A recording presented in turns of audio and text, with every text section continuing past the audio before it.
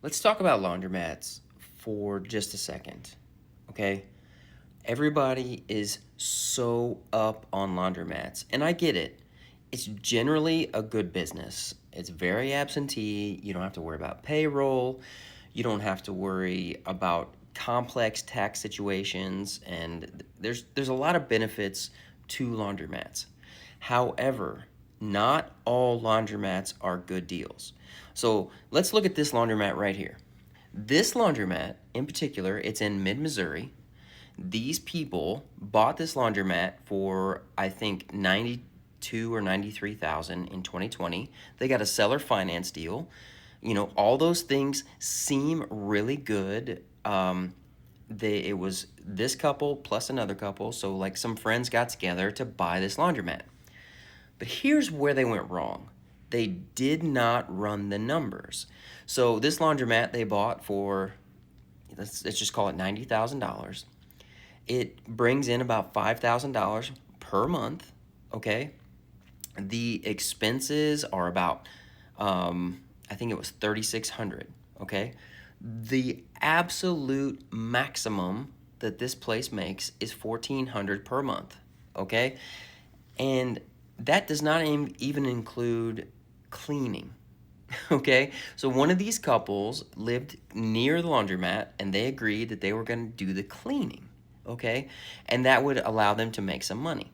So they put, let's call it 90 grand into this deal for the possibility, if their partners did the cleaning, to make about $700 per month.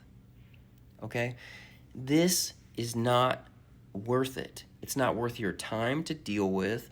It's not worth the note, the seller financing, and all that goes into setting up a business. And let me tell you this, I understand fear when it comes to buying a business. Fear makes you look at small businesses like this, whether they're 90,000, 75,000, 50,000, because you think, okay, if everything goes terribly wrong, I can still deal with it. I get that.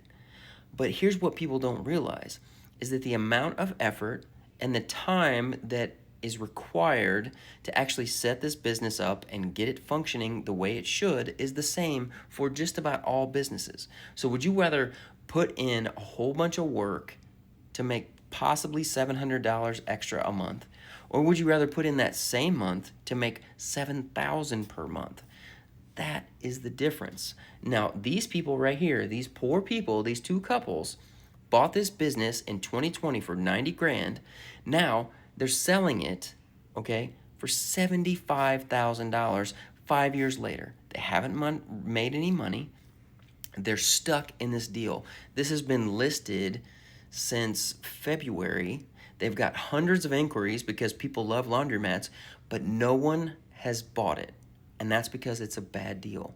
So you need to know what is a good deal and what is a bad deal.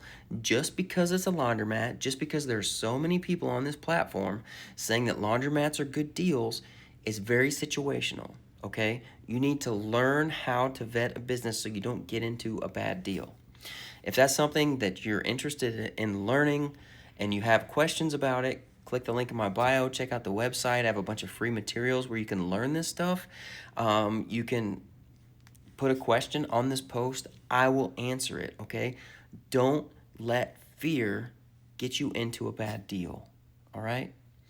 This is something that everyone can do. This is something that I started doing about 4 years ago by buying small businesses that were being sold by baby boomers, and it has completely changed my life. I never thought in a million years that my wife and I could have the financial freedom that we currently have.